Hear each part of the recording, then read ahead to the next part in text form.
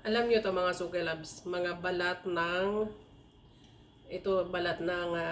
pomegranate, tapos balat ng itlog at saka pipino. Kung ano-anong klaseng gulay yan. Alam nyo, hindi ko yan tinatapon. Kasi magwi-winter na, mahilig ako magtanim-tanim sa garden. Ito na yung fertilizer ko. Alam nyo, proven and tested ko na yan.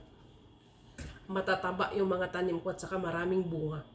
Ayan o, as in pino-pino talaga siya. Ilalagay ko na siya ngayon doon sa pagtatanim ko ng mga halaman ko. Pero ngayon wala pa akong tanim. Nire-ready ko lang para mataba na yung lupa. Yan, dito ko siya binubuhos para tumaba yung aking lupa.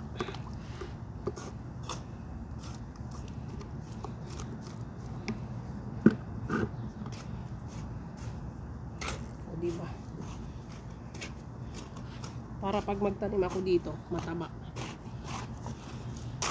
Tapos mamaya, lalagyan ko yan ng tubig.